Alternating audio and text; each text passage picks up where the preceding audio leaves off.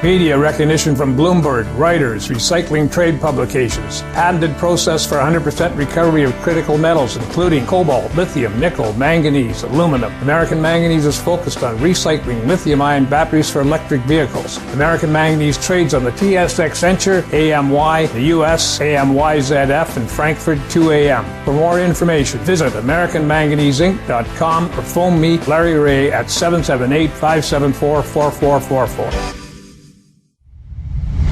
You're listening to HowStreet.com radio, available online at TalkDigitalNetwork.com. Welcome to HowStreet.com radio, the online source for market opinions. Here is Jim Goddard. My guest is Tim Cyclesman Wood, editor of Cycles News and Views on Cyclesman.com. Welcome back to the show, Tim. And Jim, thanks as always for having me. Tim, in Canada, the government said just the other day the official inflation rate is 4.4%, a rate we haven't seen for 20 or 30 years. In fact, the last time we had inflation like that, interest rates, I remember getting a Canadian savings bond that paid 21%. So saving money back then was worth it. Well, nowadays, saving money isn't worth anything, but the inflation certainly is real. What's going on there, Tim? Is it something we really should be afraid of, and is there anything we can do about it? You know, that what you said, that is a mouthful, and there's a lot more to that than may meet the eye. You know, I had a friend of mine send me some headlines, and among those headlines, it was inflationary fear headlines, was that Canadian 4.4% headline. Another one, let's talk about some of these. It says, Paul Tudor Jones says inflation could be worse than feared. Biggest threat to the market and society. Happen to agree with that. Inflation is approaching a tipping point at the grocery stores. Wall Street Journal. I happen to agree with that. Panic ordering by retailers is making the supply chain crisis even worse. Someone, I don't know who this is, David Eidenhorn, I guess is how you pronounce it, warns of dangerous inflationary cycle. I want to talk about that. Oil just broke out of a 13-year bear market. We need to talk about that. J.P. Morgan, he says, they say we could be weeks away from running out of crude oil. Unilever warns of the highest inflation, of even higher inflation next year. Inflation expectations surge to the highest in nearly 3 decades. The inflation stories here are just amazing. Bank of America says that the Fed is playing with fire by downplaying inflationary fears. Well, I know the central banks keep using the word transitory. Well, how long is this transition going to last? Because politicians are always famous for saying, oh, we have a handle on this. Well, this will be solved in just a few weeks. And then 4 years later, it still hasn't been solved. Right. Look, the point, back to your original opening statement. You know, on the one hand, yes, we definitely see inflation, and I mean, these headlines are a result of that inflation. So I'm not denying that in any way whatsoever. But in trying to put it in perspective, you know, I have a different take on this. I mean, number one, like you said, when we were in a true inflationary environment back when, you know, you said interest rates were 21%. And now what we're seeing is, you know, these reverse repo operations to keep them from going to zero. So the pressure on the market is the deflationary pressures are there. What we are seeing, these inflationary prices, is a result of the supply chain disruptions, the shortages. And I think, you know, I think completely different than a lot of people, but I think that this is all part of a, you know, how do I say, I'm not denying the supply chain shortages. I see it. I go to the store. You know, I go to buy spark plugs for a generator and you can't get them. So I'm not denying that the shortages exist. What I'm saying is that I think that they are created. I mean, how many times well, that's because of the coronavirus. Oh, that's because of this. Are you telling me a year later we still have shortages from the coronavirus? Give me a break. This is all part of a how do I say it, a manufactured shortage to try to support prices to keep this damn thing afloat. We need the inflation, and I think that's what we're seeing. Now, of course, if people and you do notice it at the grocery store, prices are up a whole lot more than 4.4%. Absolutely. Yes, as I mentioned, governments don't include things like energy, housing, and taxes in their official figures. John Williams, who publishes Shadow Stats, he look, when they said inflation was running at 2%, he said it's more like 8 or 9. So I have to talk to John at some point here. I bet you it's more like 12 to 15%. Yeah, look, there's no doubt that, you know, the inflation that we're seeing, we all see it. There's no doubt. But again, just for people to try to put their mind around what I'm saying is I don't think it's organic in the sense that it's inflation. I think it's a derivative of the supply chain shortages, which I think are by and large, contrived. So, you know, and I think that if it was real, inflation, that the interest rates would be telling us a different story. So to your point, your point was perfect. Your point was perfect. It's conflicting information, or conflicting signals, I should say. And, anyway, I think that where we're headed with this is I maintain this is all part of the mania. It's all part of trying to keep things together. And I think we're headed into, a major top in the commodities markets and everything else. You know, I think I've equated this to a top like, in commodities like '08. And you know, we're not near to those levels, but look at the level of bullishness that we're seeing. I mean, if you look at a chart of just the CRB or crude oil going back to, you know, looking at this this level compared to '08, you know, we're nowhere near. But look at the level of bullishness, and I think we're pushing into some sort of a mania type top. Now that said, I don't have, well, let me say this another way. Until I see, you know, a setup and sell signals, it can go on. But, just looking at it from a longer term perspective, I do think that it's pushing into a major top. Now, none of the energy analysts I've talked to have mentioned anything about running out of crude in a few weeks. And the U.S. and Canada certainly have the capability of increasing production. I don't know how fast we could do it. But again, it's a commodity that's used worldwide. And if there is a shortage, would it be because Russia just decided to turn off the taps? Something they've already done to Ukraine several times when it comes to natural gas supplies, and they come up with convenient excuses. Oh, it was not deliberate. It was accident. Drunk worker forget to turn on switch. You know, they come up with a plausible excuse, but we know it's not real. So would crude go $100 a barrel, $200 a barrel? In California, where they're paying $6 a gallon, is it going to be $10 a gallon? In Vancouver, by the way, we're already, if you take a look, because we pay the highest energy taxes in North America, an 18.5 cent a liter tax on gas. So just multiply that by 3.8 in the States, or roughly 4, to realize just how much, and that's just for transit in Vancouver, plus provincial and federal taxes, and then there's a good and services tax on top of the other taxes. So Canadians are well taxed, but if the actual price of fuel goes up, what does that do to the economy? Because as the Trucking Association pointed out to me, Jim, everything in your house was in a truck at some point. Everything. That's true. Absolutely true. And you're making a point that I've made before.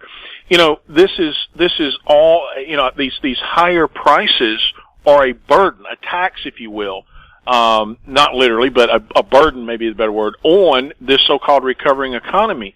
And so, on the one hand, you know, we're allegedly coming out of this, you know, coronavirus and environment but we have all these shortages, and it's a burden. And I'm telling you, it's setting up for a deflationary, I think, collapse. Now, crude oil, it was showing signs of trying to peak, back in July and August. And then, it's been squeezed. It's going, we've made another push up. And so we're not there yet.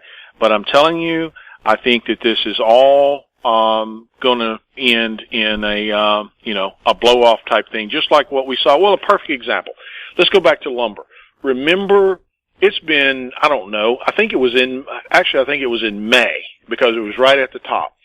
And someone had, I don't remember if it was you or someone sent me an article or something, but they were talking about peak lumber, and it was in making a mockery of the peak oil in 2008. And, I said that I thought that, at the time I'd seen enough evidence as we were talking. I said, I think that lumber has peaked, and before we could do the next interview, it started falling apart. And I think that's what we're going to see here.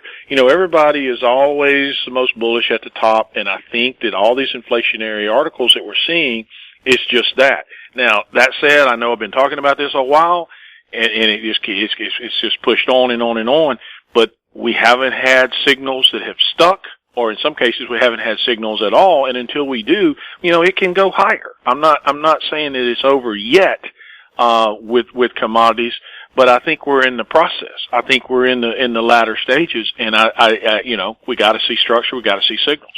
But it's going to be like lumber. I think it's going to be just like lumber. When it goes, it goes. We'll have more with Tim Cyclesman Wood right after this. Don't miss out. Stay informed. Receive the HowStreet.com weekly recap with thought-provoking podcasts, radio, and articles delivered to your inbox. Sign up for the HowStreet.com weekly recap on our homepage at HowStreet.com. Welcome back. We're speaking with Tim Cyclesman Wood. A big part when we hit inflation like this is, of course, people don't just want more money. They need more money to survive. In the U.S., you're at your third highest level of strikes ever. So you have a labor shortage, and then you have people withdrawing their labor.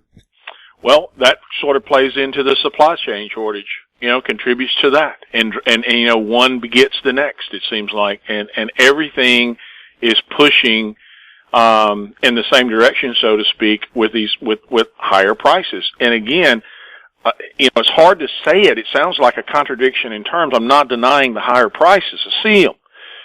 But what I'm saying is, it's driven by the shortages, and I think that's going to kill the economy, and it's not truly inflationary, if that makes sense. When we're, in a situation like that, in investment terms, are there any safe havens if you think things are getting to the collapse point? Well, so far just blindly being in the market has been the right place to be. With equities, we had a turn trying to take hold back in with the high in August. And if you look at, looking back at a chart, which I'm not looking at now, but, we just kind of flatlined there between May and into, September. And I think we made a high, I think it was on August the 16th. And then, we were trying to turn. And then, this last week we pushed to a new high. And so it didn't quite bite. Kind of like what I said with oil. Oil was rolling over into August, and it also bottomed, and then, it's made another push, and that's what we're seeing in oil. But that said, I still think, again, that even equities, crude, all the commodities, everything, it's all part of this mania bubble. In the short term, the structure that was trying to set up with equities was lost, but I think it's a continuation of, or an evolution, if you will, of a setup for a major top. Is gold a safe place to be? Gold is telling us, look, the fact that if this was really truly inflationary, why is gold, why is gold not shining bright here? Why has gold been depressed like it has? I think that the 9-year cycle top is in gold. I've been saying that. I stick to it. I think the recent bounce we've seen has been counter trend. And just like we saw in 2008 and in 2020 and every other decline, I think gold and all assets are pretty much going to go down together, once this thing peaks. But gold has been kind of quiet here, and I think the overall direction is down, and that the advances are counter-trend. Tim, is there an overall message you have for people right now? Well, we're in the biggest bubble, which, by the way, I'm going to put some numbers to this and prove this in an upcoming letter. But we are absolutely in the biggest bubble, I think, in history. And it's all based on the expansion of debt and trying to keep this thing alive. In fact, just to compare notes, I talk with him every once in a while. One of my old mentors, Bob Prechter, I talked to him this morning briefly and compared notes, and he said he did a conference at the New Orleans Investor Conference, a presentation, and he called it a stock market top for the ages. And I have to, again, I agree with that. So the message is, I think we're definitely in a bubble mania. I think the headlines we're seeing are evidence of such, and of the manic thought process, if you will, behind it. Everything's going up. And again, I'm not denying higher prices because I see it too. I'm not blind. But in trying to put it in perspective, like I said, I think it's part of the mania. I think we're setting up, and what I think is driving it is that there's no secret. It's not conspiracy. It's not some I mean, the blind can see it at this point, that there is an effort to keep the market afloat as long as possible. We've talked about the reverse repos, and that was an effort to keep a little bit of analysis, and proves that has been an effort to keep short-term rates from going to zero. And so all of these factors have contributed to the environment that we're in. And so far they've been successful at holding this. But at some point, I've said this all along, and I say it again and again and again because it's true. And I know, let me just say the statement. There's not a single bubble in history that hasn't popped, ever. They all end the same, and this one will be no different. But until we get a setup, until we see structure, the structure, it's always there. It always has to be there. That's what they're fighting. That's what they're blowing out. They see it too. But until something sticks, this can go on and on and on and on. And it's gone on so long that it's got us in the environment that we're in. And I think that too is why it's being fought so hard, because of the consequences, the known consequences, if and when it goes. So anyway, I guess that's the message is don't be fooled by what you see. And you need to understand the environment that we're in. And I lay a lot of that out in the research letter. So anyway, bubble mania, I'm sticking to it. And I think that just like all other bubbles, it's not going to end well. Is Evergrande in China a good example of perhaps what the entire world's economic situation or financial situation is? Absolutely. I mean, my understanding, I didn't follow that closely, but my understanding is it's about debt, right? And look at I mean, we talked about this one time before. What is it now? 28.5 trillion? And I mean, oh my God. I mean, do people even, it was in the last, interview we did that. I thought I'd screwed up the math. $1 trillion is like 31,710 years if you equate a dollar, a trillion seconds. And we're 28 times that, the federal debt. I mean, this can never be paid. It's the bubble of all bubbles in every aspect. The debt bubble, the asset bubble, commodity bubble, housing bubble. It's just amazing, and everybody just drinks the Kool-Aid and thinks everything's okay. Tim, thank you so much for chatting with us. Thank you. My guest has been Tim Cyclesman Wood, editor of Cycles News and Views on cyclesman.com. If you have any questions for Tim or any of our other guests, you can send them to info@howestreet.com. Our YouTube channel is Talk Digital Network. Find us on Twitter @HowStreet. We're also on Facebook. I'm Jim Goddard. Thank you for listening. Comments made on HowStreet.com radio are an expression of opinion only and should not be construed in any matter whatsoever as recommendations to buy or sell any financial instrument at any time.